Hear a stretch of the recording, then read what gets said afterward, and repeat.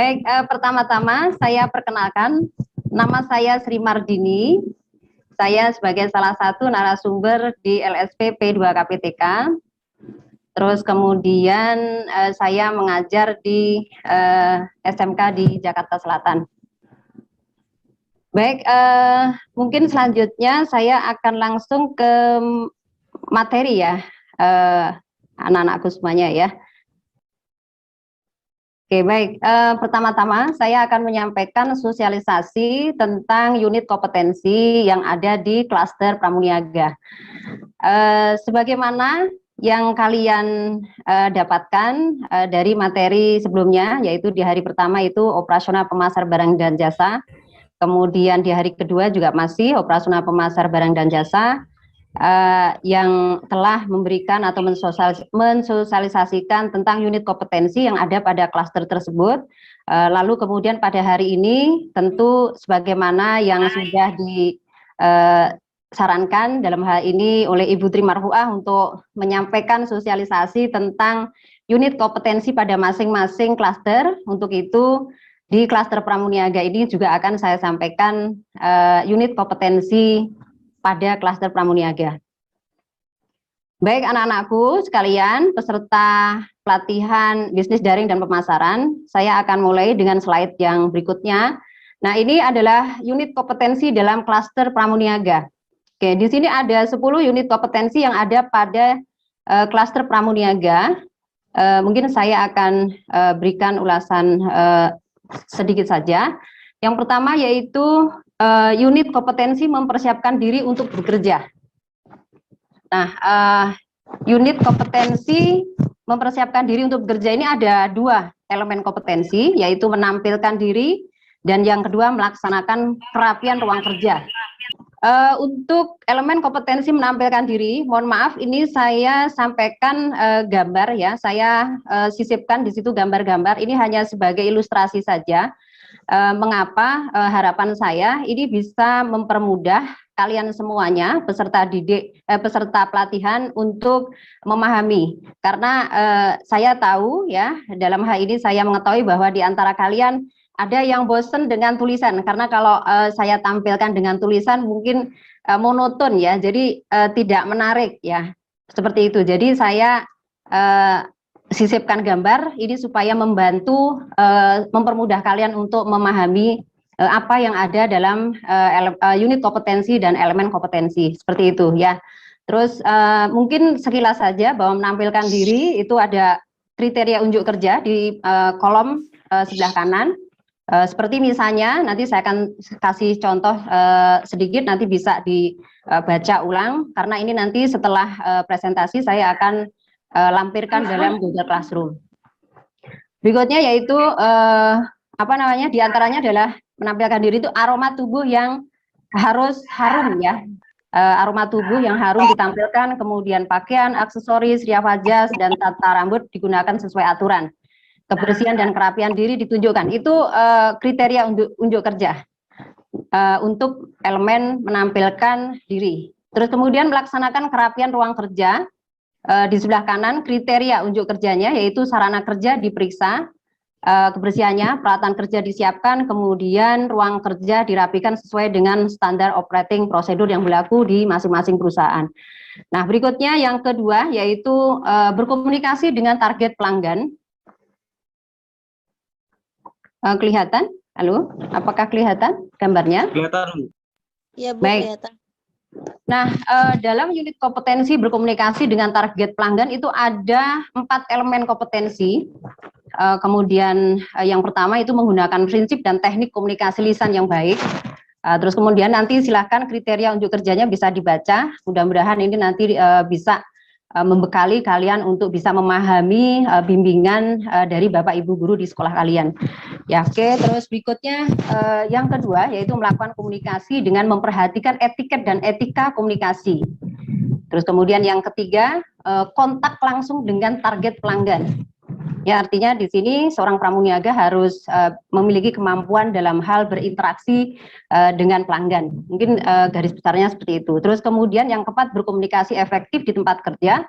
Artinya pramuniaga juga dituntut untuk memiliki pengetahuan tentang bagaimana berkomunikasi efektif dan di tempat kerja. Sebagaimana yang kemarin kalian sudah diminta untuk hari kedua, kalau nggak salah disampaikan oleh narasumber kita Ibu Tri Marfuah, itu tentang bagaimana cara berkomunikasi dengan pelanggan. Nah, itu sudah disampaikan juga materinya. Mudah-mudahan materi yang kemarin itu nyambung dengan pasti nyambung dengan materi yang pada pagi hari ini. Oke, berikutnya yang ketiga adalah mengidentifikasi respon pelanggan. Elemen kompetensinya yaitu mengenali situasi dan kondisi serta sikap yang ditunjukkan calon pelanggan. Nah, di sini tentu seorang pramuniaga harus memiliki kepekaan dalam hal melihat tentu komunikasi itu tidak ditunjukkan dengan bahasa yang verbal saja, tetapi juga bahasa nonverbal. Ya, misalkan ketika customer buru-buru, pengen cepat dilayani, seperti itu. Sehingga seorang pramuniaga juga harus memiliki pengetahuan ataupun keterampilan untuk bisa memiliki pengetahuan tentang bahasa tubuh dari lawan bicara kita atau konsumen. Ya, terus kemudian yang kedua yaitu menunjukkan sikap positif kepada calon pelanggan. Artinya seorang pramuniaga harus selalu senantiasa mempersiapkan diri agar mendapatkan image atau penilaian atau kesan yang baik dari pelanggan atau siapapun yang berinteraksi dengan pramuniaga ketika pramuniaga itu sedang bertugas. Seperti itu, Nak. Jadi seperti apa sikap seperti apa yang harus ditunjukkan, ya? Misalnya sikap empati, sikap tanggap, sikap ramah, sikap bersahabat, seperti itu. Nanti dijelaskan pada materi yang saya akan sampaikan pada slide atau PPT berikutnya. Yang ketiga adalah mengakomodasi aspirasi atau keinginan target pelanggan.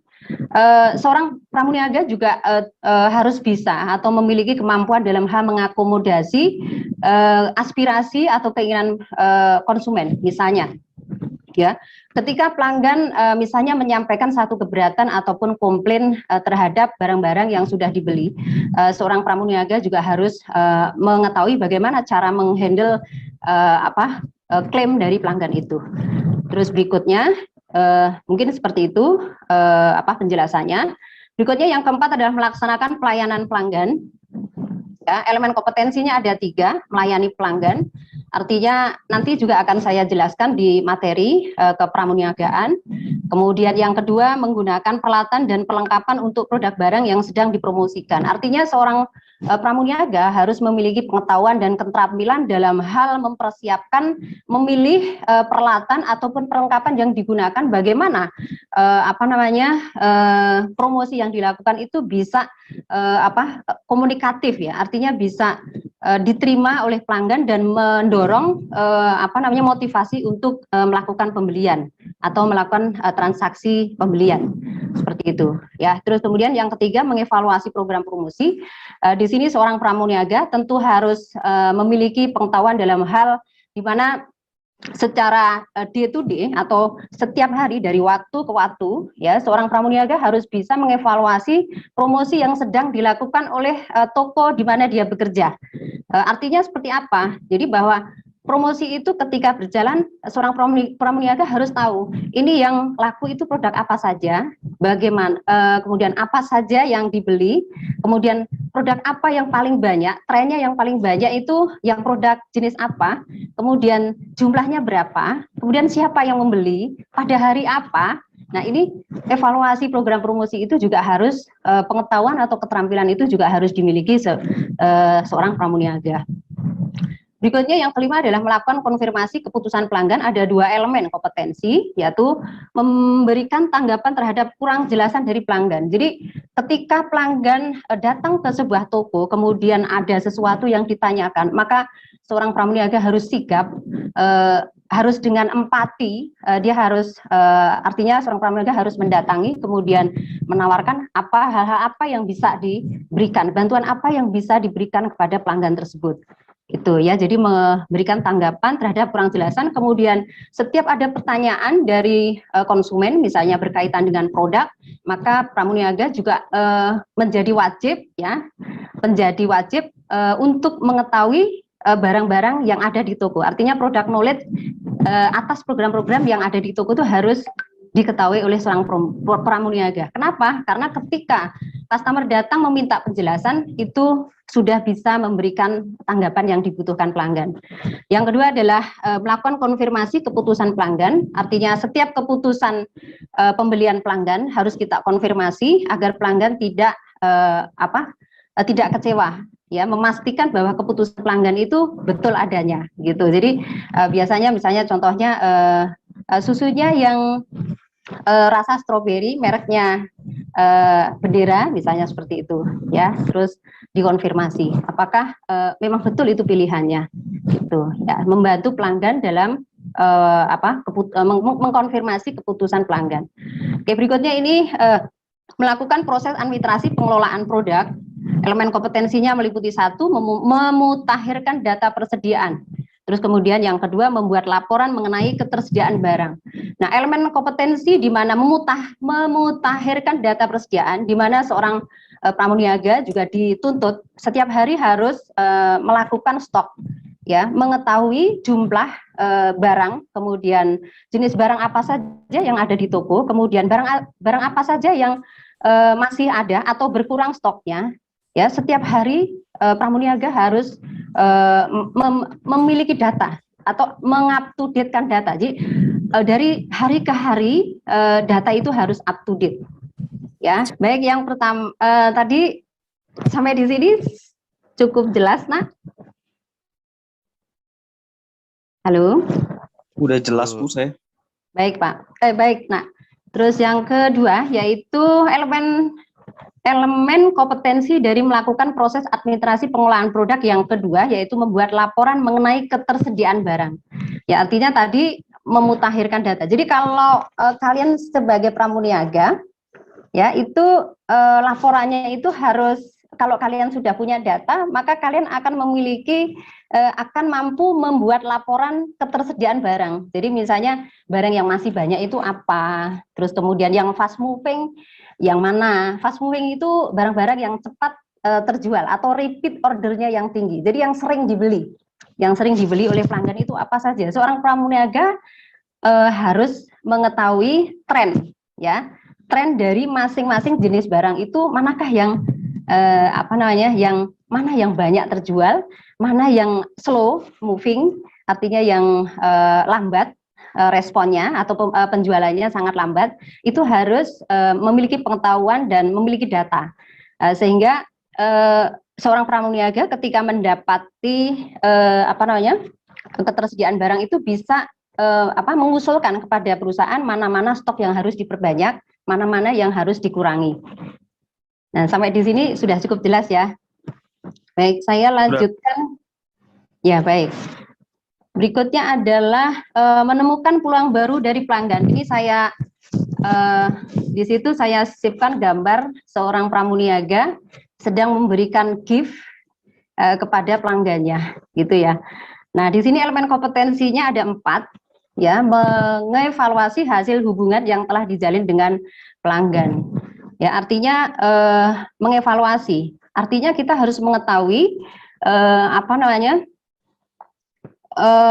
keinginan-keinginan, ya, kebutuhan-kebutuhan atau barang-barang apa saja, jenis produk seperti apa yang biasa dibeli. Terus kemudian bagaimana dengan pelanggan yang top pelanggan di situ, misalnya customer biasanya namanya customer yang setia, itu loyal customer, ya. Loyal customer itu apakah diperlakukan seperti apa? Seperti itu. Misalnya diberikan gift, diberikan voucher, misalnya seperti itu. Itu salah satu cara-cara yang bisa diusulkan oleh pramuniaga kepada perusahaan untuk meningkatkan volume penjualan. Oke, yang kedua yaitu mendorong pelanggan meningkatkan volume pembelian atau frekuensi pembelian. Mendorong pelanggan meningkatkan volume. Kalau volume berarti banyak. Kalau frekuensi berarti sering. Jadi gimana caranya meningkatkan keseringan pelanggan dalam membeli? Seperti itu. Nah, kalau mendorong pelanggan meningkatkan volume, berarti gimana caranya barang yang ada di toko ini terjual lebih banyak? Caranya bagaimana? Nah, ini nanti akan dibahas di slide berikutnya. Misalnya saja saya kasih contoh, misalnya seorang pramuniaga juga harus mempunyai pengetahuan, misalnya kalau beli mie instan, ya, satu itu harganya 3.000. Nah, kemudian seorang pramudia bisa mengusulkan ke perusahaannya, misalkan Pak, ini dibandit aja, misalnya 4 10.000 seperti itu. Nah, ini kegiatan-kegiatan yang bisa dilakukan oleh pramuniaga supaya volume penjualan itu meningkat. Itu. Nah, terus kemudian yang ketiga, menawarkan produk lain penjualan silang yang sesuai dengan kebutuhan dan keinginan pelanggan.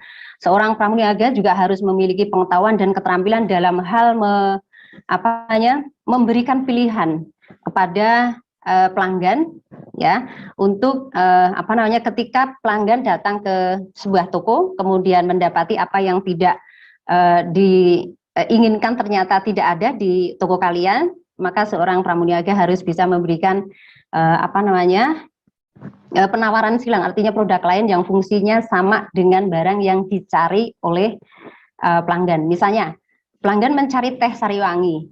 Nah, adanya hanya sosro atau jenis merek sosro ataupun merek teh botol misalnya. Nah, seorang pramuniaga sekali lagi harus bisa memanfaatkan momen, jangan sampai customer datang nggak ada yang dicari, udah lepas aja. Itu pramuniaga tidak boleh seperti itu. Tapi pramuniaga harus mampu bagaimana barang yang ada di toko itu terjual. Misalkan gimana caranya teh sosro itu harus keluar, artinya harus terjual. Kayak gitu. Jadi harus bisa mengkomunikasikan Bapak, Ibu, teh sariwanginya sedang dalam proses untuk penataan barang misalnya. Itu bahasa-bahasa halus yang bisa kita kemukakan, jangan sampai mengatakan juga barangnya kosong, itu juga nggak boleh juga gitu. Jadi harus menyampaikan dengan bahasa yang halus, yang mengesankan toko kalian itu selalu dalam keadaan yang siap gitu. Ya, ini ada Bapak Ibu, ini teh sariwanginya masih dalam persiapan kami, misalnya seperti itu. Ada ini merek teh sosro, apakah Ibu berkenan? Sama kok Bu, varian rasanya cukup banyak, bla bla bla bla bla. Seperti itu. Jadi tadi yang saya sampaikan bahwa seorang pramuniaga harus memiliki kemampuan dalam hal memiliki produk knowledge terhadap barang yang ada di toko. Nah, itu seperti itu fungsinya. Nah, kemudian yang keempat, menindaklanjuti permintaan lain dari pelanggan. Ya, misalkan ada barang-barang yang tidak tidak ada dalam toko, misalnya seperti itu bisa saja diusulkan kepada manajemen untuk bisa disediakan supaya tidak kehilangan kesempatan untuk mendapatkan kepercayaan dari pelanggan, gitu ya. Karena kalian tahu bahwa persaingannya cukup ketat ya untuk industri retail. Berikutnya adalah yang ke-8, itu unit kompetensi yang ke-8 yaitu melakukan stock of name. Tadi sudah dibahas ya. Saya rasa ini cukup jelas. Pramuniaga harus memahami prosedur, nanti caranya bagaimana mengisi berkas stok itu seperti apa, nanti juga kita akan belajar sama-sama. Oke, berikutnya ini menata produk. Elemen kompetensinya menginterpretasikan perencanaan visual penataan produk. Di sini seorang pramuniaga harus memiliki pengetahuan tentang syarat penataan produk itu seperti apa, syaratnya apa, kemudian tujuannya apa, itu juga harus mengetahui. Terus kemudian faktor-faktor yang memiliki dampak pada perencanaan diidentifikasi, artinya apa saja yang bisa hal-hal apa saja yang bisa dilakukan pramuniaga untuk bagaimana produk itu bisa terinformasi atau komunikasi, bisa terinformasi kepada pelanggan gitu. Terus berikutnya yang elemen yang kedua, memonitor penataan atau display. Ya, di sini tadi sudah disampaikan gambarnya, ini ada mas ya yang sedang mengecek ya. Saya berasumsi ini sedang melakukan penataan ulang ya, setelah mungkin baru saja terjadi penjualan, maka pramuniaga akan datang kemudian merapikan lagi kemudian menata ulang. Jadi memonitor penataan atau display produk. Terus berikutnya adalah yang ketiga, menjaga display produk agar tetap sesuai dengan standar perencanaan. Artinya harus fishingnya harus bagus, terus kemudian juga rapi ya, fishing itu tampak muka, nanti dibahas di materi. Terus berikutnya ini ada yang terakhir yaitu melakukan rencana pembelian produk. tadi disampaikan bahwa seorang pramuniaga ketika mendapati mempunyai data yang up to date dari hari ke hari, tentu seorang pramuniaga juga bisa berfungsi sebagai tenaga untuk melakukan pembelian produk. Ya, di sini ada elemennya, ada 4. Ya, silakan di mute terlebih dahulu. Ada 4 elemen: menyiapkan semua dokumen sesuai prosedur, kemudian melaksanakan pembelian barang, menerima barang dari pemasok, melakukan penanganan arus barang masuk. Ya, ini unit kompetensi yang ada di klaster pramuniaga. Ya, nanti silakan bisa diunduh atau dibaca di Google Classroom. Baik, saya akan lanjut kepada materi atau slide berikutnya. Baik, ya sebelum saya masuk ke materi kepramuniagaan, saya ingin tahu terlebih dahulu, silahkan nanti bisa menanggapi, siapa yang tahu tentang pramuniaga? Siapa yang tahu? Pramuniaga apa, Nak? Siapa yang tahu? Raise hand. Ada yang sudah tahu?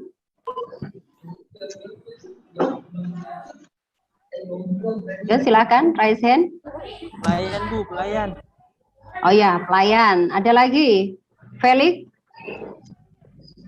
Kepramuniagaan adalah pekerjaan di mana pihak pramuniaga melayani customernya sehingga customernya dapat merasa lebih nyaman dan terbantu di saat melakukan transaksi atau membeli barang.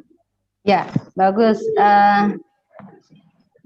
Bagus banget ininya ya, tanggapannya ya. Jadi pramuniaga, ya ini saya tampilkan, itu tadi sudah betul ya, jawaban pertama itu pelayanan ya, terus kemudian yang kedua adalah tadi disampaikan memberikan pelayanan untuk bisa memberikan kenyamanan. Oke, kita lihat pengertiannya. Nah, di sini kami tampilkan ya, pramuniaga. Pramuniaga itu dari kata pramu dan niaga. Pramu artinya seseorang yang bekerja di bidang perdagangan dan jasa. Niaga itu artinya perdagangan. Jadi pramuniaga adalah seseorang yang bekerja di toko ataupun swalayan ataupun perusahaan yang bergerak di bidang perdagangan, ya, yang tugasnya melayani konsumen di tempat tersebut. Sudah clear ya? Sudah cukup jelas ya, Nak ya? Sampai di sini? Jelas ya. Baik, saya lanjut. Oke, berikutnya adalah di sini adalah tugas pramuniaga.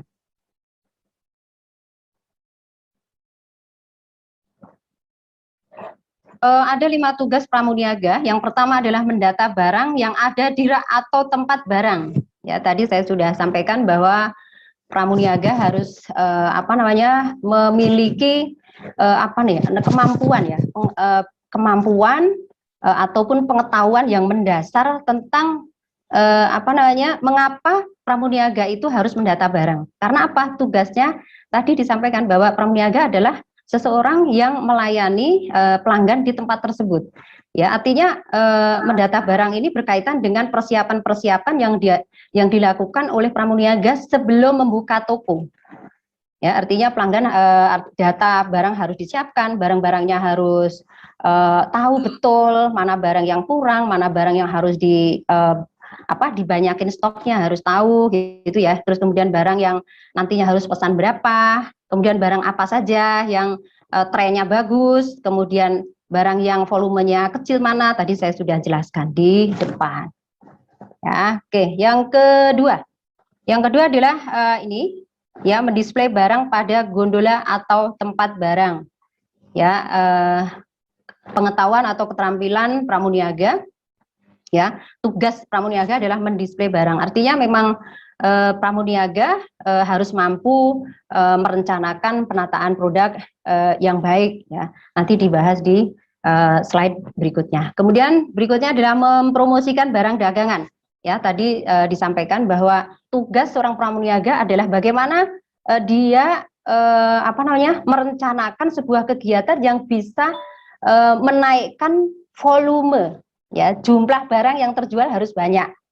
Terus kemudian bagaimana cara meningkatkan frekuensi pelanggan untuk datang berkali-kali, atau itu caranya seperti apa? Itu seorang pramuniaga harus memiliki keterampilan tentang itu. Tentunya ini berkaitan dengan jam terbang, ya, artinya masa kerja yang cukup sehingga pengalaman dan pengetahuannya lebih. Nah itu bisa bisa memberi promosi. Maka dari itu nanti juga akan dibahas bagaimana mempromosikan barang itu. Terus berikutnya yang keempat, membuat laporan tentang penjualan. Ya tadi sudah disampaikan pada KKNI, pada elemen unit kompetensi pada KKNI tadi sudah dibahas. Kemudian elemen kompetensinya juga tadi sudah dibahas juga, membuat laporan tentang penjualan. Artinya seorang pramuniaga sebelum tutup toko, ya, biasanya diwajibkan untuk membuat laporan penjualan. Ya, nanti juga kalian akan praktek juga. Terus kemudian mengepak produk. Ya, mengepak produk artinya ini mengemas, ya nak, ya.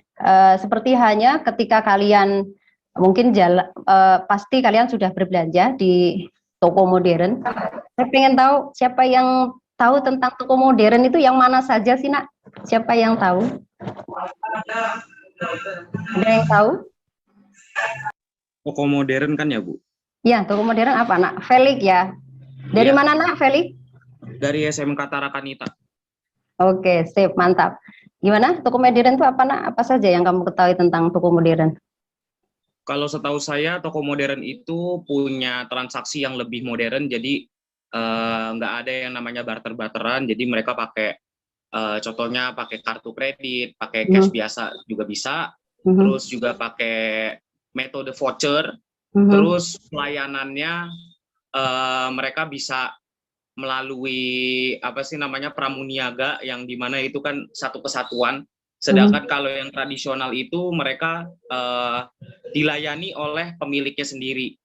Lalu untuk barang-barangnya itu ditata secara rapi, mulai dari section A sampai B, atau mungkin section A sampai Z, itu tertata rapi daripada yang tradisional. Karena yang tradisional itu lebih, bisa saya bilang secara kasarnya, berantakan.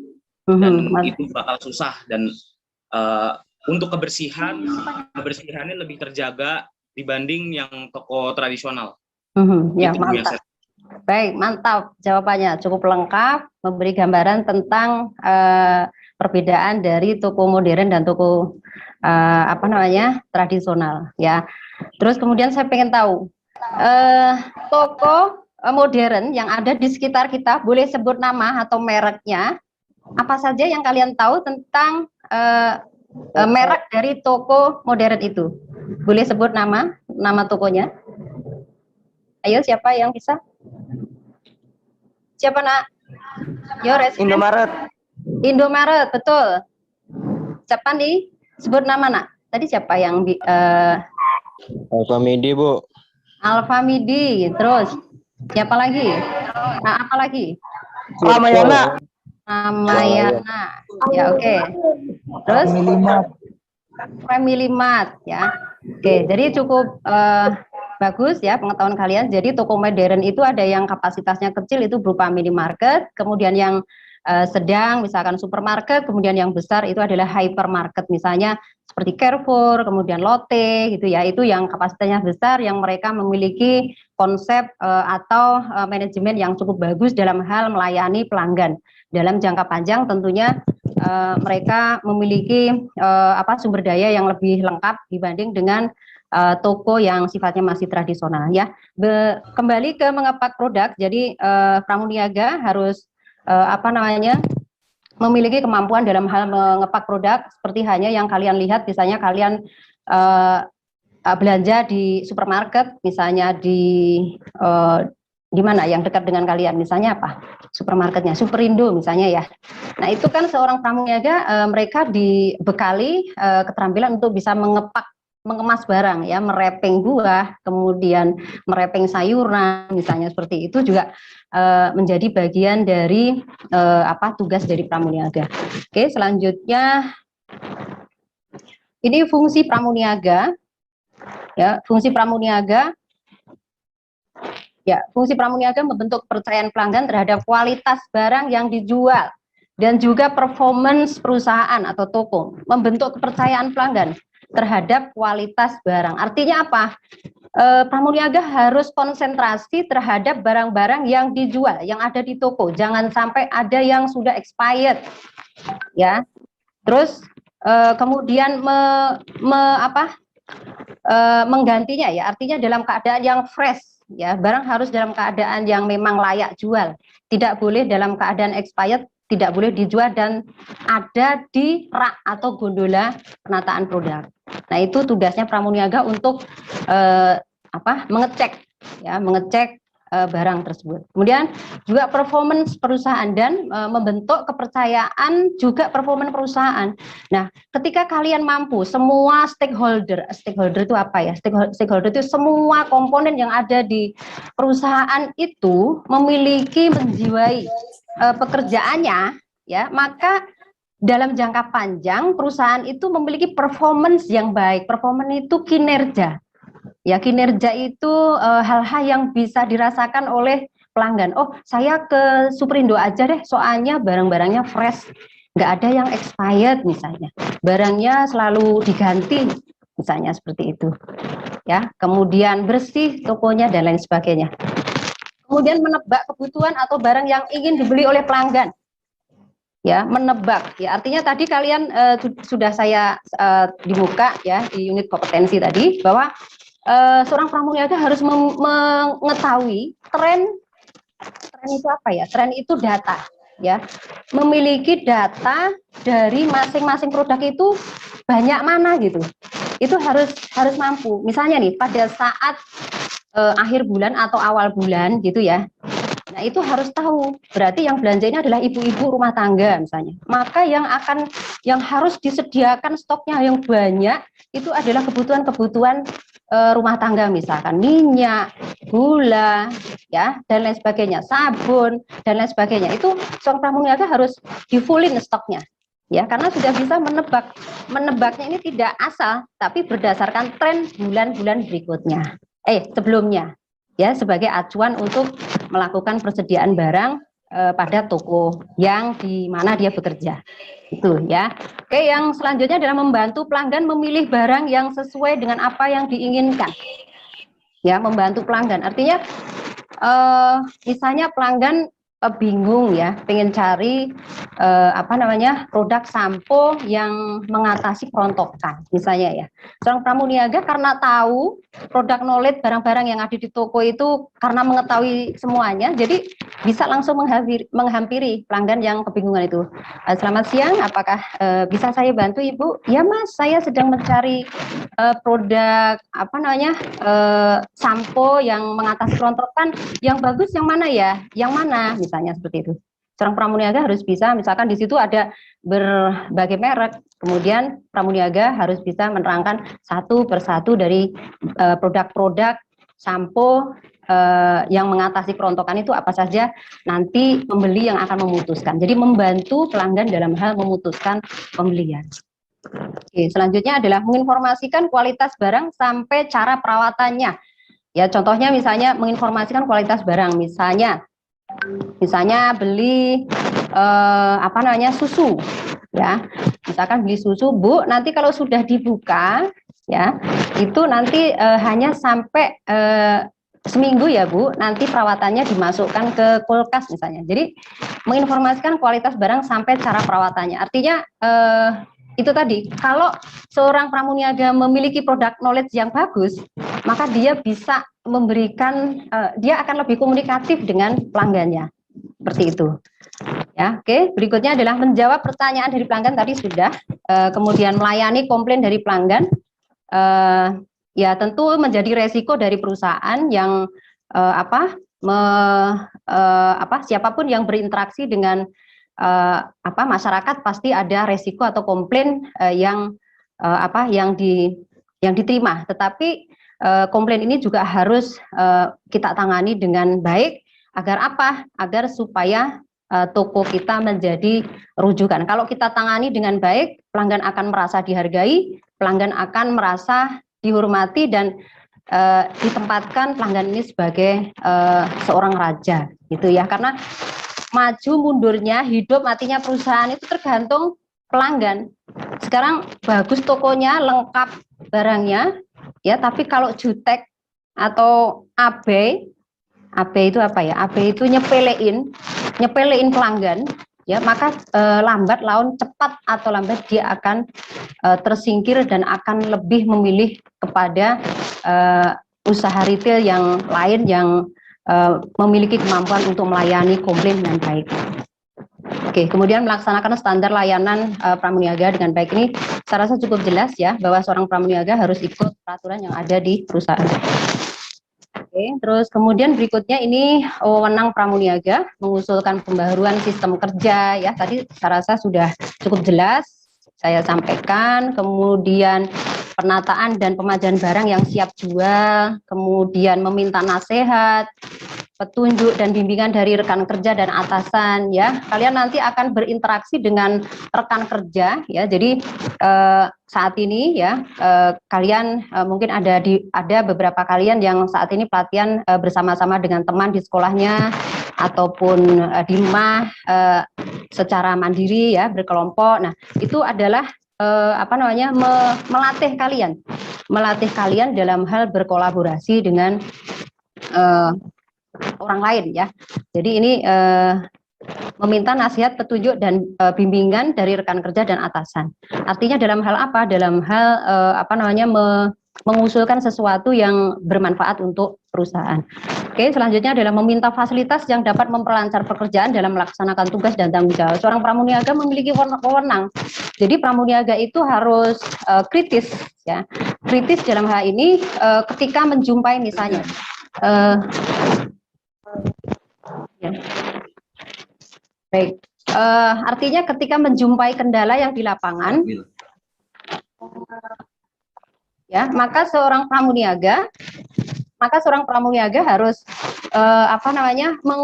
memberikan masukan kepada manajemennya bahwa Pak, saya minta keranjangnya kelihatannya harus diperbanyak karena pada awal bulan banyak yang belanja, banyak customer yang tidak mendapatkan keranjang atau troli. Nah, itu salah satu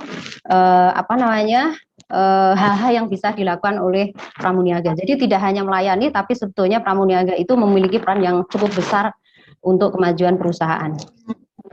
Oke, di sini tanggung jawab pramuniaga. Tadi saya juga sudah sampaikan. Jadi pramuniaga harus mampu menjual barang, ya, harus memiliki kemampuan untuk product knowledge, ya, sehingga kalau produk knowledge-nya bagus, meyakinkan pelanggan, menjelaskan produk dengan bagus, meyakinkan, gitu ya, orang juga yakin terus beli. Nah, itu kan salah satu cara untuk mencapai target, seperti hanya kemarin yang sudah pelajari di presentasi bisnis. Oke, berikutnya adalah mencapai produktivitas kerja yang maksimal. Ya, mencapai produktivitas kerja artinya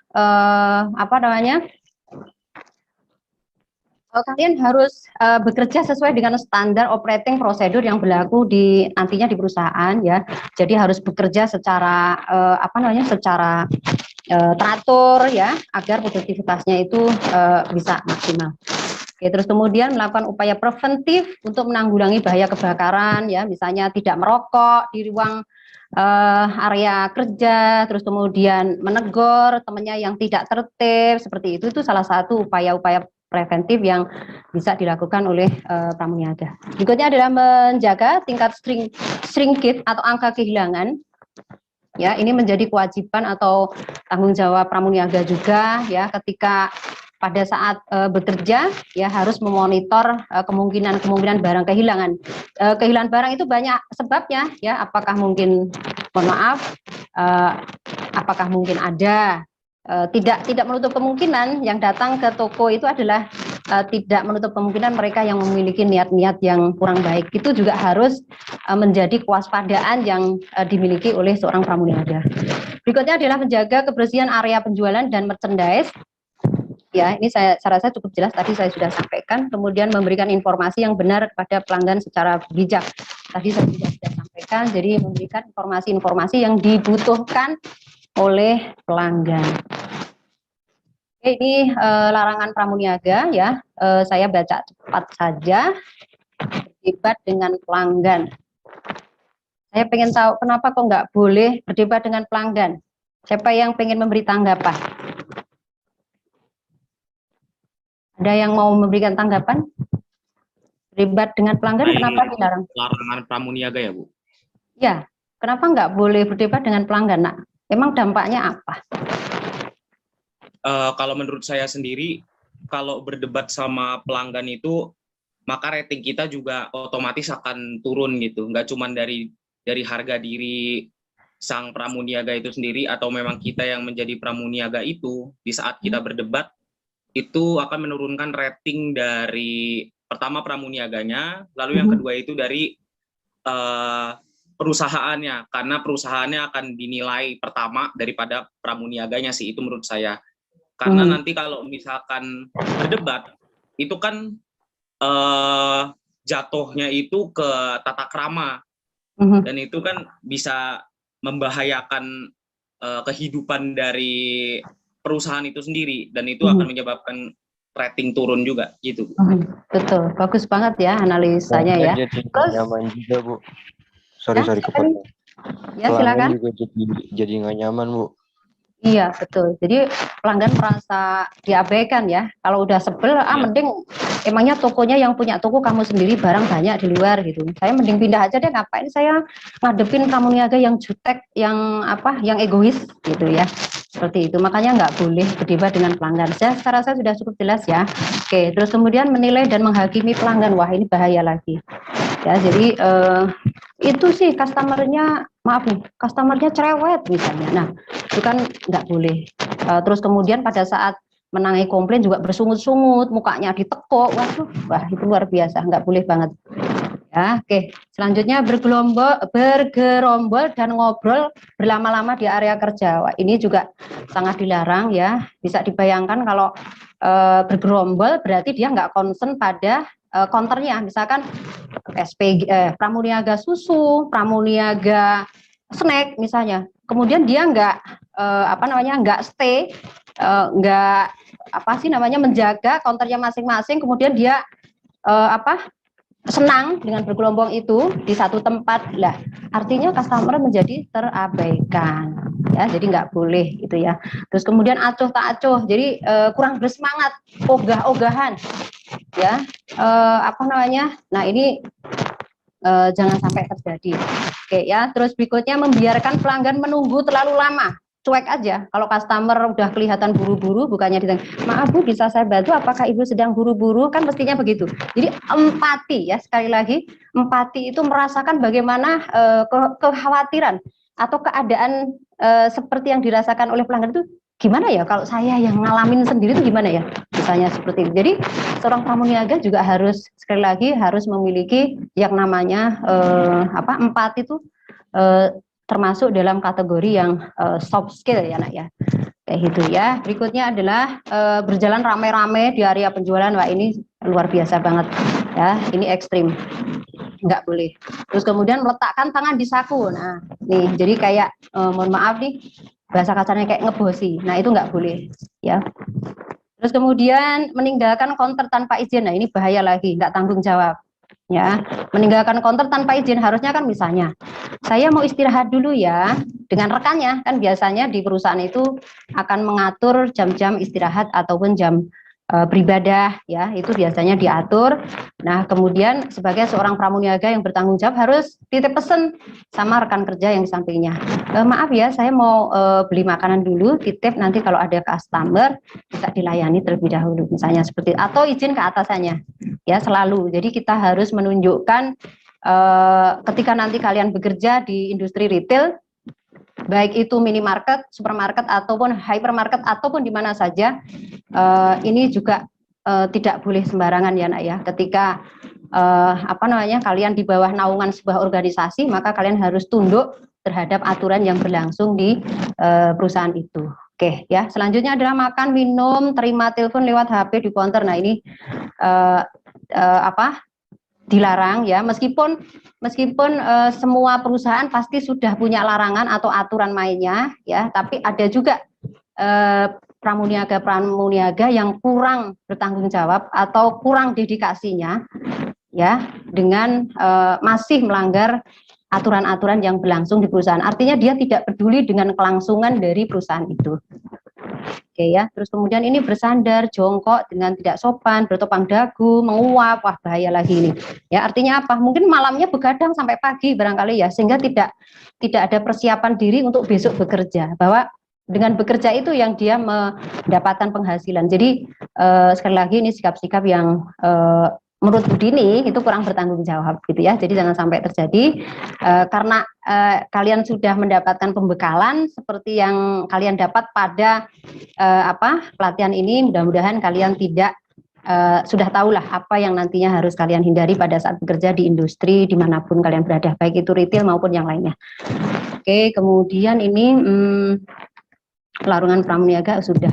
Oke ya, saya rasa sampai di sini apakah ada yang ingin ditanyakan? Kalau tidak ada, saya ke slide, masih ada satu slide lagi dan terakhir nanti saya akan Nah, ini tentang kalau tidak ada pertanyaan saya masuk ke materinya ini. Ini materi pramuniaga. Ada yang ingin ditanyakan atau mungkin tanggapan dari kalian, Nak? Kalau tidak ada, saya lanjutkan. Ya, oke ya, saya lanjutkan saja. Nah, ini materi pramuniaga seperti biasa ketika USK ya itu ada alur kerja dimut terlebih dahulu ya supaya enggak ini ada suara yang kurang. Terus ini ada alur kerja pramuniaga. Yang pertama itu ada grooming ya, terus kemudian yang kedua cleaning area kerja, ini bahasa saya. Ya, bahasa saya untuk mempermudah saya menjelaskan materi ini. Cleaning area kerja, terus kemudian menata produk, ya. Yang ketiga itu stock opnam, silahkan diperhatikan panah-panahnya, ya. Terus kemudian di sini ada transaksi. Nanti transaksi itu ada presentasi produk dan menangani keluhan pelanggan. Berikutnya adalah stok opnam, nih stok akhir nih biasanya nih. Ya, menjelang tutup toko. Terus yang terakhir ini pemesanan barang. Nah, ini nomornya belum saya ganti, mohon maaf. Ya, tapi ini hanya sekali lagi hanya ilustrasi mempermudah, tapi sudah saya perjelas dengan panah-panah ini. Mudah-mudahan ini membantu memahami. Oke, yang pertama ya, yang pertama yaitu grooming. Grooming. Secara harfiah, grooming adalah penampilan seseorang dimulai dari cara berpakaian sampai dengan tutur kata dan sopan santun. Ya, kemudian di bawahnya keterampilan yang diperlukan dalam menampilkan diri. Ya, tadi saya sudah singgung di depan. Menampilkan aroma tubuh yang harum, memilih aksesoris, menampilkan aroma tubuh yang harum. Kemarin juga sudah disampaikan oleh Ibu Tri Marfuah ya. Disampaikan bahwa ketika kalian mau bertemu dengan pelanggan, apalagi untuk presentasi bisnis, ya sama saja ketika kalian ingin bekerja sebagai pramuniaga, maka kalian juga harus menampilkan aroma tubuh yang harum. Maka pastinya diri kamulah yang paling tahu kondisi tubuh kamu itu seperti apa. Orang pertama yang paling tahu tentang dirinya adalah dirinya sendiri. Ya, ketika kalian mempunyai kecenderungan kelenjar minyaknya, kelenjar keringatnya banyak, ya, keringat yang dihasilkan itu banyak. Terus kemudian baunya itu cepat asem gitu ya, mohon maaf nih. Terus kemudian kurang sedap gitu ya. Itu kalian sebagai orang yang artinya sudah memiliki pengetahuan, tentu ini juga harus menjadi perhatian agar dalam interaksi sosial kalian, baik itu di pergaulan teman kalian maupun di tempat kerja, ini bisa diterima orang banyak. Ya, jadi menampilkan aroma tubuh yang harum. Kedua, memilih aksesoris. Ya, kalau pada saat bertugas sebagai seorang pramuniaga, maka tidak boleh memakai aksesoris yang berlebihan. Ya. Biasanya ini diatur oleh standar operating prosedur perusahaan. Jadi masing-masing perusahaan itu sudah punya aturannya ya.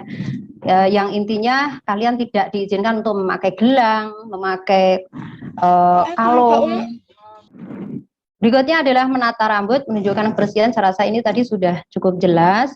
Terus berikutnya ini, nah ini contoh standar. Ini hanya contoh saja. Sekali lagi hanya contoh saja. Mungkin di Indomaret, di Alfamart, ya itu juga ada standar operating yang disampaikan. Besok juga ada, pasti juga akan disampaikan. Setiap klaster pasti akan mensosialisasikan tentang grooming atau persiapan penampilan bagi klaster itu, masing-masing klaster itu seperti apa. Jadi sekali lagi ini hanya contoh saja. Misalnya di ini saya ambil dari Trans Retail, ya. Bentar saya perbesar dulu.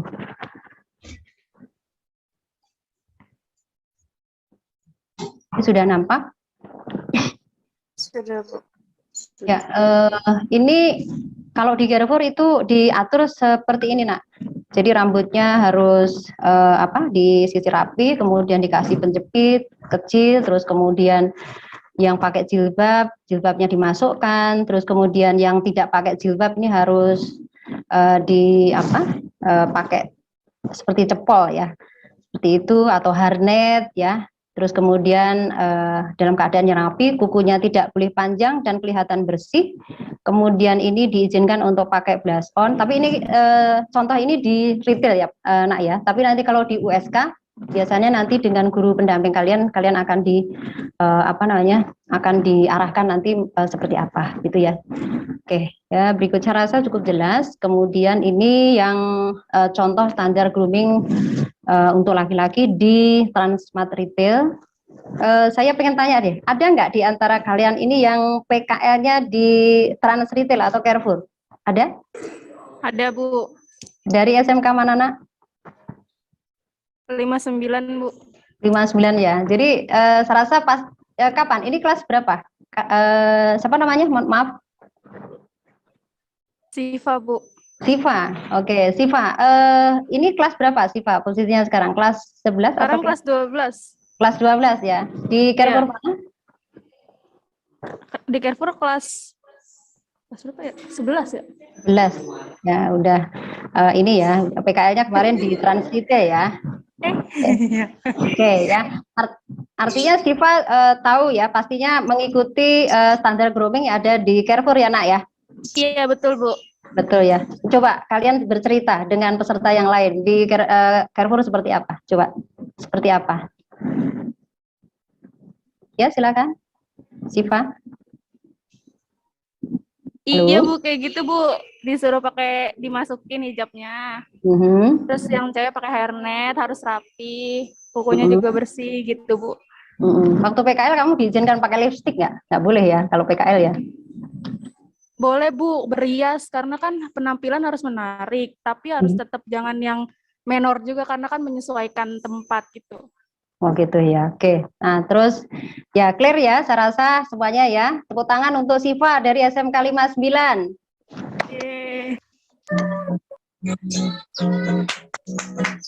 Oke, udah cukup. Oke, berikutnya adalah contoh standar grooming untuk pria seperti ini. Coba saya minta satu lagi dari SMK 59, coba Nak, ada yang laki-laki boleh bercerita untuk teman yang lainnya. Yo 59, ada laki-lakinya kan ya?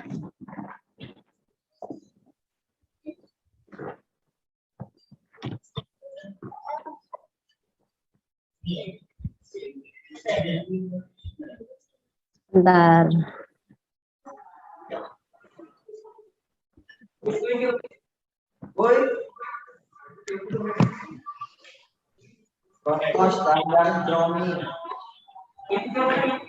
Mbak Rafli Pratama ada? Rafli Pratama Putra ada?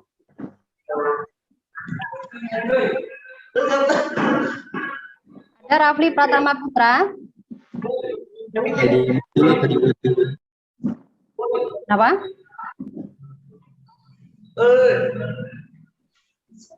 Oke, ini di mute dulu yang lainnya, maaf.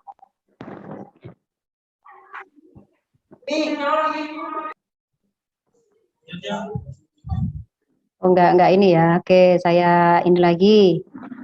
Yang 59, yang laki-lakinya saya pengen ini ya. Afris Laina Lai, Afris, Lana, Iba. Ini laki atau perempuan? Perempuan, Bu. Perempuan. Mohon maaf. Yang dari 59 enggak pada dikasih nama ya ini ya.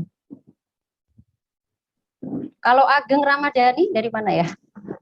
Enggak ada nama SMK-nya. Ahmad Fikri, ada Ahmad Fikri dari 59.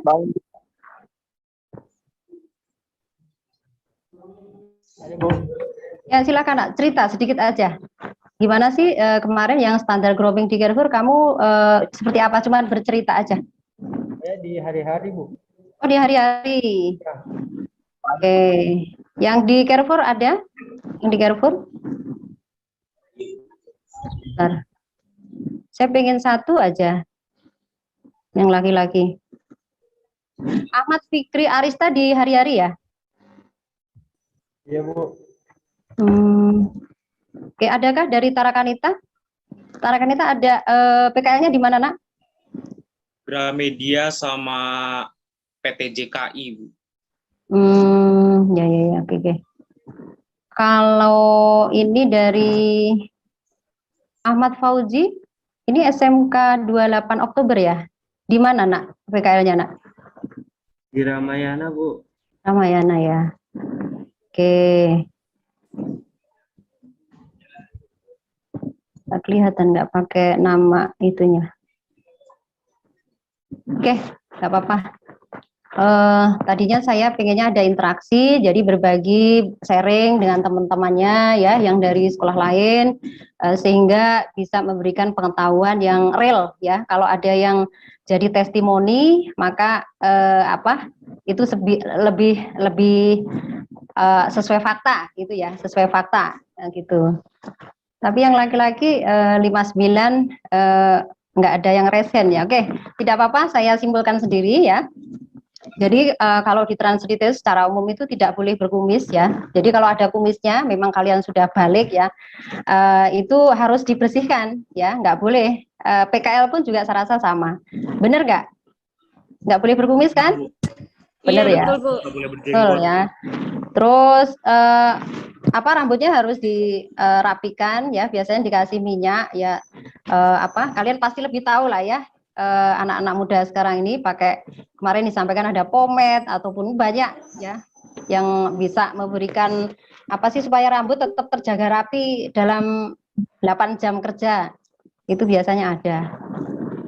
Terus tidak boleh berjenggot, ya ini juga menjadi hal-hal yang perlu diperhatikan. Ya, oke, lanjut saja. Saya sampaikan ini berikutnya ini adalah tadi grooming.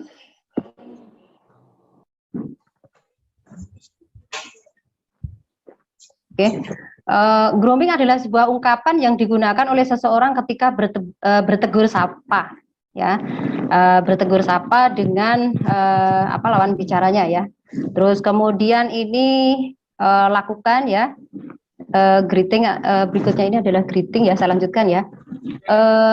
Kemudian pada saat greeting itu seperti apa yang harus dilakukan ya? Ketika kalian menjadi pramuniaga di suatu industri retail, maka menggunakan bahasa yang baik dan benar.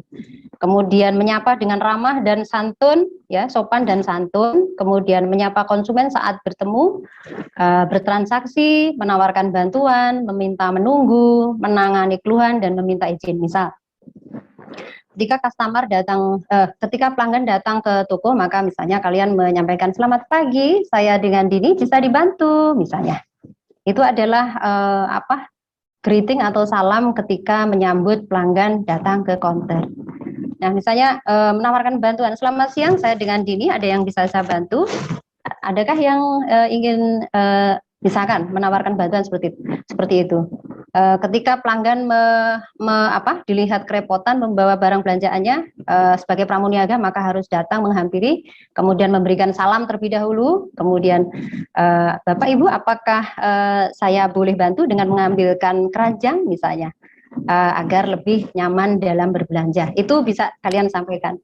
Nah, kemudian juga pada saat menangani pelanggan, ketika ada pelanggan yang ngamuk, komplain gitu ya, marah-marah ya, tetap tenang ya, terus kemudian menyampaikan salam seperti biasa standar. Selamat siang, saya dengan Dini. Ada yang bisa saya bantu? Gitu. Nah, nanti ada customer yang komplain menyampaikan apa yang menjadi tujuannya dia datang ke toko. Nah, itu harus tetap menggunakan ungkapan-ungkapan yang baik, menggunakan bahasa Indonesia yang baik dan benar.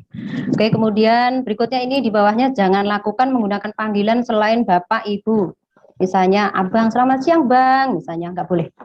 Ya, terus kemudian yang kedua mengabaikan konsumen, misalnya maaf Bapak Ibu, saya tidak tahu, cuek. Ya itu nggak boleh. Tadi sudah disampaikan ya di slide sebelumnya, PPT sebelumnya nggak boleh. Priscilla Marsanda. Oke, berikutnya adalah menggunakan nama samaran. Jadi kalian misalnya pakai namanya sendiri, misalnya nggak pede gitu, namanya Ilham. Tapi ketika berinteraksi atau menyambut pelanggan, selamat pagi, nama saya Babe, gitu. Padahal namanya Ilham, gitu. Nggak pede dengan namanya sendiri, padahal nama adalah doa. Oke ya, doa yang baik dari orang tua kalian, gitu ya. Oke, berikutnya adalah ini standar salam greeting.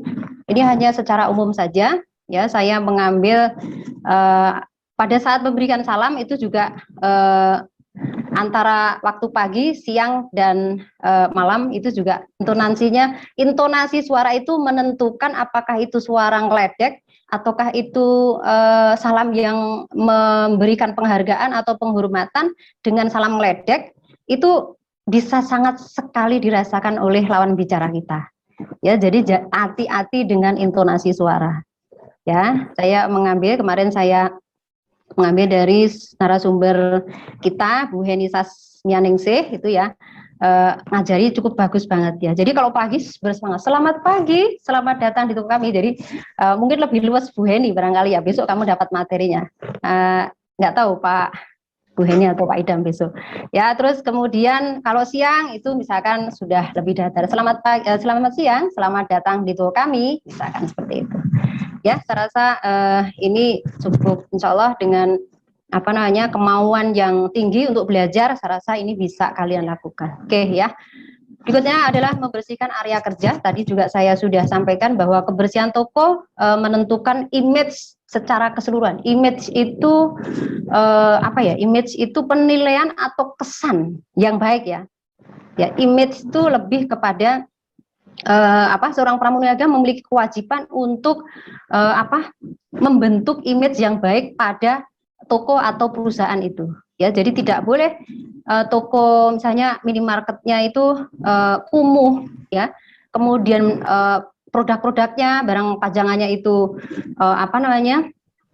berdebu ya, gondolanya berdebu ya, orang juga males kalau melihat seperti udahlah males, cari aja yang lebih bersih gitu ya. Itu sangat sangat rentan sekali. Jadi betul-betul seorang pramuniaga harus memahami dan bahkan harus menghayati kebersihan area kerja ini.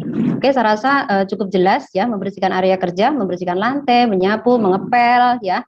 Kemudian pastikan dalam keadaan yang baik, terus kemudian gondolanya dilap ya. Oke, saya rasa cukup jelas. Oke, berikutnya ini adalah menata produk ya. Ini saya tampilkan pengertian dari Sofiah dan Sihabudin 2008. Display adalah usaha yang dilakukan untuk menata barang yang mengarahkan pembeli agar tertarik untuk melihat dan memutuskan untuk membelinya. Ya, jadi display menata barang-barang yang akan ditawarkan kepada konsumen dengan penataan yang sangat menarik dan unik sehingga konsumen merasa tertarik setelah melihat dan langsung membeli. Ya, jadi biasanya menata produk itu secara umum tujuannya ada ya, halo, masih dengan Bu Dini, mohon maaf. Halo, halo, halo, halo. Ya, masih terdengar suara saya, Nak ya. Selanjutnya ini ada tujuan pokok penataan produk yaitu AIDA ya, atau AIDA, attention, interest, desire, dan action. Ya, di sini biasanya atensi dan interest ini biasanya kegiatan atau bentuk-bentuk usaha yang dilakukan oleh pramuniaga agar menarik pelanggan untuk datang ke toko, misalnya memberikan pernak-pernik ya. Ini saya kasih contohnya itu dikasih lampion gitu ya nak ya. Terus kemudian pada momen-momen tertentu misalkan Ramadan ataupun Natal gitu ya, itu diberikan pernak-pernik yang berkaitan dengan hari raya keagamaan. Itu juga salah satu untuk menarik perhatian konsumen untuk datang ke toko. Ya, yang penting tuh datang ke toko dulu. Nah, baru nanti ada keterampilan dari pramuniaga untuk memberikan ya, menunjang penataan produk itu supaya lebih menggigit lagi, misalnya dengan cara memberikan PUP ataupun dengan menggunakan kelengkapan-kelengkapan dalam penataan produk. Misalnya seperti ini. Sebentar, sebelum ini ya, itu ada di syarat. Kalau tadi tujuannya itu atensi, interest, desire, dan action ya. Satu, untuk menarik perhatian konsumen agar mendatangi toko atau tatanan produk agar membeli barang yang ditawarkan. Kemudian menimbulkan minat beli konsumen pada barang yang dipajangnya. Yang ketiga, mendorong konsumen agar berkeinginan untuk membeli. Jadi kalau contohnya misalnya ya, untuk yang nomor 3, untuk mendorong konsumen agar berkeinginan membeli barang yang ditawarkan, biasanya promosi-promosi itu ditulis dengan tulisan-tulisan dengan warna yang kontras, yang menyolok, misalnya warna kuning ya, terus kemudian warna merah, biasanya seperti itu. Jadi yang langsung menarik perhatian atau mendorong seseorang untuk mendekat, untuk mencari tahu lebih lagi gitu. Ya, berikutnya ini adalah syarat-syarat penataan produk ya, mudah dilihat, mudah dijangkau. Ya, mudah dilihat artinya biasanya penataan produk itu menggunakan teknik yang namanya itu eye catching ya. Jadi harus center dengan tatapan mata secara umum gitu. Jadi harus selevel, harus sepandangan gitu ya. Nah itu, terus kemudian mudah dijangkau ya, artinya pada beberapa perusahaan ya, secara umum itu tinggi dari gondola itu juga sudah dipertimbangkan dengan sedemikian rupa sehingga memudahkan pelanggan untuk mengambil barang yang akan dibeli atau barang-barang yang dibutuhkan. Kemudian rapi dan bersih, produk-produk terbebas dari debu, selalu terjaga kebersihannya, gondolanya juga harus terbebas dari kotoran ya. Terus berikutnya mudah dicari, ya, mudah dicari dalam hal ini nanti banyak teknisnya ya. Biasanya itu ada pengelompokan produk ya, misalkan produk snack, kemudian produk toiletries, kemudian produk stationery, fashion ya. Biasanya itu dikelompokkan di tempat yang berbeda sehingga pelanggan dengan mudah mencari apa yang dibutuhkan. Kemudian memenuhi aspek keamanan misalnya. Jadi barang-barang yang berat biasanya itu diletakkan di paling bawah. Kenapa? Karena tidak boleh ditaruh di atas, karena dari sisi keamanan juga berbahaya. Maka barang-barang yang, apalagi barang-barang yang dari beling ya, kaca ya, itu tidak boleh diletakkan di paling atas ya. Itu sangat berbahaya ya, baik itu bagi pramuniaga sendiri maupun bagi customer. Jadi pada saat penataan produk betul-betul seorang pramuniaga harus tahu dari sisi atau aspek keamanannya. Kemudian informatif dan komunikatif, penataan produk harus memiliki kelengkapan ya. Misalnya ada press cut, kemudian ada PUP, ya itu juga salah satu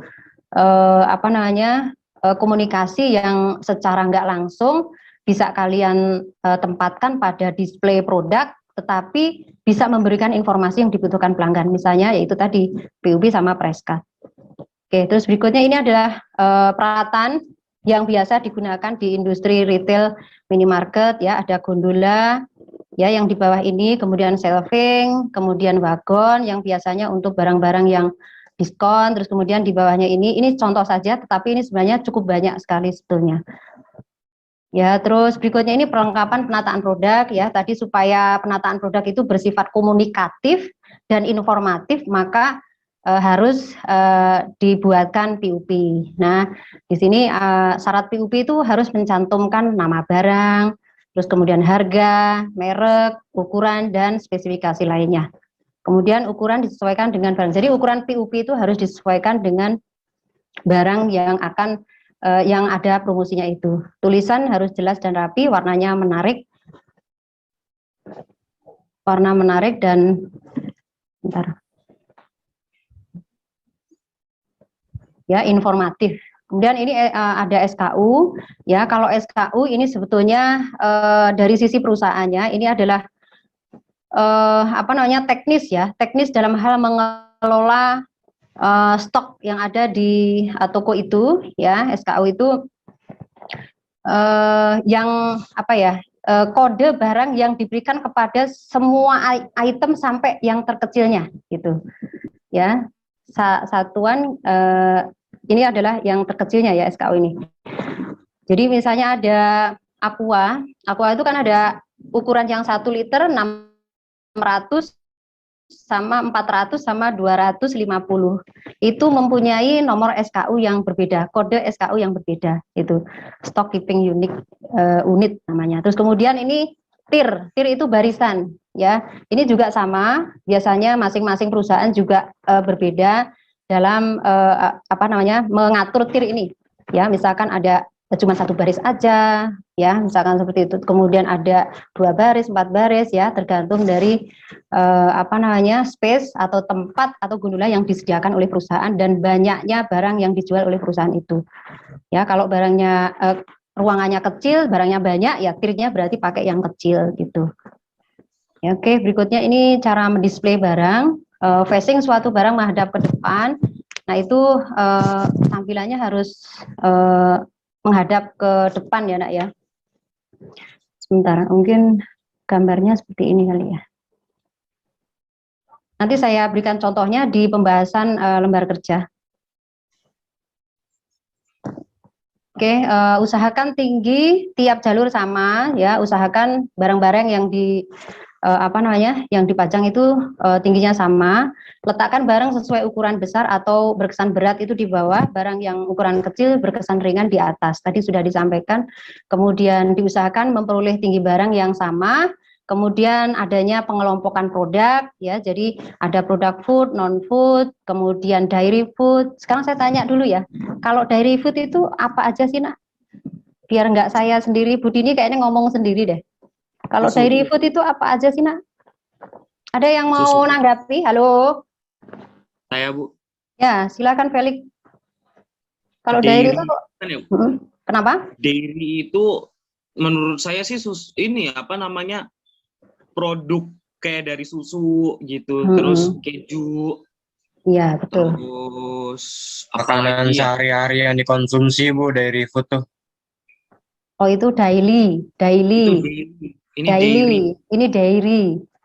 Dari hewan gitu. Dari hewan itu susu. Ya susu gitu Bu, susu ya. Telur. Ya biasanya seperti yang tadi disebutkan Felix ya, ada susu, kemudian ada keju gitu ya nak ya. Kemudian ada juga sayur-sayuran, ada di beberapa supermarket itu juga bisa ditempatkan di dairy itu di posisi yang dairy ya. Terus kemudian kalau saya tanya nih sekarang, kalau produknya toiletries apa aja? Siapa yang bisa jawab? Coba dari SMK 59 siapa yang mau menanggapi? Raise hand. Kalau produk toiletries, ada yang mau menanggapi? Halo? Produk food apa saja? Kalau produk food apa aja, nak?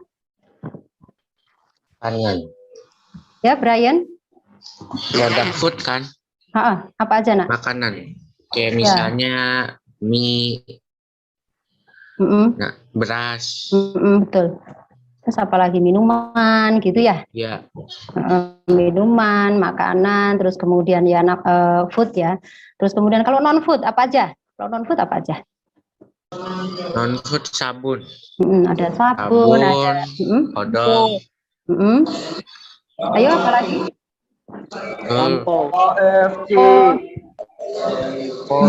Rinso. Rinso, ya. buku masuk food atau non food ya? Non-food. Non-food ya. Oke, saya rasa cukup jelas ya. Itu nanti biasanya dikelompokkan ya nak ya. Ada fashion, ada stationery, ada toiletries, ada snack, daging ya, sayur gitu, buah ya. Itu pengelompokan produk. Terus gunakan ini tadi saya sampaikan, gunakan teknik sketching dan color breaking yang tujuannya menarik perhatian. Oke ya, saya rasa cukup jelas. Terus kemudian ini tadi stok di beberapa pengantar tadi saya sudah sampaikan pengertian stok, kegiatan menghitung fisik persediaan yang ada di gudang atau toko untuk kemudian dijual. Nah, fungsi stok ini juga Bentar dulu. Oke ya, fungsi stok mengetahui jumlah pada stok dari waktu ke waktu. Kemudian yang kedua, mengetahui kondisi dari barang secara pasti dan akurat. Ya, jadi pramuniaga harus mengetahui dengan pasti jumlah barang yang ada di tokonya. Kemudian yang ketiga, meminimalisir adanya penyimpangan pada barang, yaitu adanya kelebihan atau kekurangan barang. Ya, jadi kalau misalnya datanya mestinya harus sinkron ya, antara yang keluar, yang barang yang terjual dengan persediaan yang sebelumnya. Misalnya persediaannya awalnya 5, kemudian terjual 3, ya harusnya masih sisa 2. Tidak mungkin sisanya menjadi 3. Berarti kemungkinan besar apakah salah, customer kurang mengambilnya, atau pramuniaga atau kasirnya yang mungkin salah hitung tapi customer nggak komplain. Bisa saja terjadi seperti itu. Ya, itu juga merupakan salah satu fungsi dari stock of name. Terus kemudian mengetahui arus masuk dan keluar barang. Ya, jadi barang yang masuk itu berapa, persediaan awalnya berapa, kemudian pembelian ya. Kalau melakukan pembelian ditambah berapa, persediaan awal kemudian ditambah dengan pembelian itu menjadi jumlahnya berapa. Nah, itu harus bisa diikuti stoknya atau keberadaan barang itu oleh seorang pramuniaga. Oke, terus berikutnya adalah yang kelima, ini dapat menindaklanjuti dengan cepat jika ada barang yang kekurangan atau hilang. Ya, jadi bisa melakukan hal-hal atau antisipasi apa yang merencanakan antisipasi apa yang bisa dilakukan ketika barangnya itu banyak yang hilang. Oh, berarti pramuniaganya harus lebih waspada misalnya. Harus dikasih CCTV ya, misalnya seperti itu. Ya, jadi dengan stok tentu ada hal-hal yang bisa direncanakan ya. Terus berikutnya ini contoh formulir stock of name ya. Stock of name ini nanti yang form ini yang akan nantinya kalian mempraktekkan untuk mengisi stok ya. Nah, ini seperti ini. Terus berikutnya ini presentasi penjualan. Ya, tadi saya sampaikan bahwa pramuniaga memiliki kewajiban untuk memberikan informasi sejelas-jelasnya dengan pelanggan apa saja keunggulan produk knowledge ya. Harus memiliki pengetahuan produk knowledge dari barang yang ada dalam toko itu. Gitu ya. Misalnya pelanggan menanyakan susu ya, menanyakan tadi sudah dibahas susu misalnya seperti itu, maka harus bisa menyampaikan susunya itu untuk orang dewasa ataukah untuk anak-anak ataukah untuk baby, nah bisa untuk bayi. Nah, ini semua harus menjadi produk knowledge ini harus diketahui oleh seorang pramuniaga. Ya, tidak boleh ketika customer datang kemudian menanya tentang susu, dia mau nyari susu bayi misalnya, ternyata informasinya artinya nggak menguasai produk knowledge-nya. Nah, itu salah satu yang harus diantisipasi. Oke, berikutnya ini adalah mungkin ini hanya sifatnya pembekalan saja ya, penjelasan FAB, feature, advantage dan benefit ini berkaitan dengan produk knowledge ya. Tadi saya sampaikan bahwa seorang pramuniaga harus memiliki kemampuan untuk produk knowledge ya. Misalnya sampo. Nah, sampo anti ketombe ini mereknya Pantene. Nah, feature-nya apa? Nah, ini saya kasih contoh Bu Dini di sini. Pantene sampo anti dandruff 900 ml. Jadi ada dikasih spesifikasinya. Memiliki formula yang mampu mencegah ketombe serta mengurangi rambut rontok. Jadi ini dari sisi feature-nya. Kemudian advantage-nya. Ya, di sini ada dari Pantene ini tergambar di sini ada sampo yang mudah dibilas, bahan dasarnya yang tidak berbahaya, keharuman, tahan lama sepanjang hari. Nah, itu contoh-contoh dari advantage dari sampo Pantene. Nah, tentu misalkan produk susu, nah FAB-nya pasti berbeda. Nah, ini menjadi tugas dari pramuniaga untuk mengetahui produk knowledge dari masing-masing produk. Oke, saya lanjut. Berikutnya ini pelayanan penjualan. Suatu tindakan atau sikap ramah tamah, menghormati, memberikan informasi tentang produk atau jasa kepada pelanggan sebelum sedang proses pembelian dan sesudah membeli produk. Nah, ini saya ilustrasikan pramuniaga, ini seorang laki-laki kemudian melayani konsumen. Nah, kemudian pelayanan penjualan pada tahapan proses penjualan meliputi aktivitas seperti apa ya, mengucapkan salam. Ya, tadi saya sudah berikan contoh. Berikutnya mengidentifikasi kebutuhan, misalnya ada yang bisa saya bantu, misalnya. Nah, dengan kamu menyampaikan ada yang saya bisa dibantu, misalnya seperti itu, kamu hanya menyampaikan itu saja, itu merangsang customer untuk menyampaikan apa yang dibutuhkan. Oh iya Kak, saya pengen mencari odol yang bisa mutihin gigi Mas. Itu yang mana ya? Nah, ini tugas pramuniaga. Oh iya, silakan Bu, mari sini. Saya akan hantarkan dan saya akan berikan penjelasan, misalnya seperti itu. Oh, ini kalau yang ini, itu yang herbal, ini yang memutihkan gigi, terus kemudian ini yang mengatasi gigi berlubang, misalnya seperti itu. Nah, itu harus dikuasai oleh seorang pramuniaga. Kemudian mempresentasikan produk promo, ya. Jadi kalau ada yang promo, tadi kan ada yang harus membuat PUP ya. Jadi yang ada PUP-nya harus dipresentasikan. Ya, misalnya silakan Bapak Ibu, di toko kami sedang ada promo untuk produk susu, diskon 30% sampai akhir bulan. Silakan Bu, bisa dimanfaatkan. Banyak loh Bu, ini susunya enak sekali misalnya, seperti itu. Jadi ketika menginformasikan juga diberikan penjelasan tentang produk knowledge selain promosi ya, selain apa yang menjadi keuntungan dari pelanggan itu juga manfaat dari produk juga harus diulas. Itu. Tujuannya adalah membuat nota pembelian. Setelah pelanggan memutuskan pembelian, maka nanti pramuniaga mempunyai tugas untuk membuat nota kontan ya. Mungkin seperti itu. Nanti saya akan perlihatkan notanya seperti apa. Mengkonfirmasi produk yang dibeli, tadi saya sudah sampaikan. Jadi pramuniaga harus memastikan bahwa pelanggan benar pada saat belanja itu benar apa yang dibutuhkan itu sesuai dengan yang diambilnya gitu. Jadi betul Bu, ini produk sampo dan drop yang ukuran sekian gitu ya. Yang keenam, menunjukkan pelanggan untuk melakukan pembayaran di kasir. Kalau sudah selesai silakan Bu, kasirnya di sebelah sana misalnya. Mungkin kalimat-kalimat itu bisa kalian sampaikan. Kemudian ini transaksi, yang berikutnya adalah penanganan komplain pelanggan. Ya, tadi saya sudah sampaikan ya, ini ada 5, terima komplain dari pelanggan. Jadi menjadi kewajiban dari pramuniaga untuk menerima komplain. Yang kedua, tunjukkan empati dan komunikasi baik dengan menyampaikan permohonan maaf. Selamat siang, ada yang bisa saya bantu, misalnya seperti itu. Iya, bisa saya bantu Bu. Ya Mas, saya komplain di susunya bocor ternyata expired. Oh, baik Bu. Misalnya harus dengan empati ya. Baik Bu, sebelumnya mohon maaf atas ketidaknyamanannya. Apakah boleh saya terima barangnya? Ya silahkan dicek, diperiksa dulu. Kemudian minta lagi misalkan untuk memverifikasi apakah betul itu pembelian dari toko yang kalian di mana kalian bekerja, maka apakah Ibu bisa menunjukkan struknya? Boleh saya minta Bu? Ya, bisa seperti itu. Baik Bu, sebentar silakan Ibu menunggu. Ya, saya akan koordinasi dengan atasan saya untuk mencari solusi yang terbaik. Silakan menunggu Bu, sebentar saya akan berkoordinasi atau melaporkan pada atasan saya. Kira-kira seperti itu ya. Terus kemudian yang ketiga, mendengar keluhan ya. Jadi kalau ada pelanggan yang komplain, itu harus didengerin, jangan cuek. Kalau perlu tutup kuping ya, kesel kan. Kita kan bete kalau orang marah.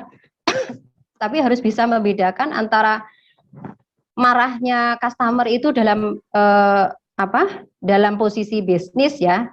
Artinya kalian sedang bekerja ya, meskipun kalian tidak suka tetap harus dengan wajah yang sumringah, dengan wajah yang bersahabat, harus menerima komplain itu dengan antusias ya. Artinya antusias bahwa itu tadi empati. Oh ya baik Bu, mohon maaf ya, seperti itu. Terus kemudian segera memberi solusi. Tadi saya sudah sampaikan, customer disuruh menunggu terlebih dahulu. Terus kemudian kalian bisa berjalan menunggu menuju ke atasan kalian untuk melaporkan dan meminta saran apa yang bisa dilakukan. Setelah kembali datang ke customer, misalnya, mohon maaf Bu, terima kasih sudah menunggu. Saya sudah koordinasi dengan atasan saya dan atasan saya memberikan izin untuk mengganti barang yang sudah Ibu beli.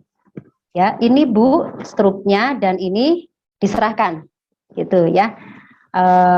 Barang yang penggantinya. Kemudian barang yang rusaknya biasanya nanti ada pendataan terlebih dahulu ya, ada form yang diisi. Nah, biasanya nanti ada. Nanti saya jelaskan pada saat saya menjelaskan lembar kerja. Oke ya, saya rasa seperti itu. Nah, terus kemudian ini form keluhan seperti ini, kemudian form nota kontan seperti ini. Nota kontan untuk pembelian, form nota keluhan ini pada saat menangani keluhan. Kemudian nanti ada juga tadi tugasnya pramuniaga membuat surat pesanan, nanti seperti ini juga saya akan jelaskan. Terus berikutnya ini juga pada saat nanti kalian membuat surat pesanan, ya itu nanti juga sudah ada denahnya ya ini. Nah ini ada nomor-nomornya dari Tria Intan Permata, di mute dulu nak. Oke ya, terus berikutnya yang dari atas sampai ke bawah itu nanti bisa kalian pelajari di sini. Ya, ini apa, terus terdiri dari apa aja, diidentifikasi. Ya, diidentifikasi kemudian dijawab dengan soal, dikorelasikan dengan soal. Nah, yang terakhir di sini adalah ada link YouTube, silahkan ini untuk referensi. Kemudian ini ada tutorial untuk nanti menyelesaikan tugas-tugas lembar kerja. Nanti saya silahkan nanti bisa ini akan membantu kalian dalam menyelesaikan lembar kerja.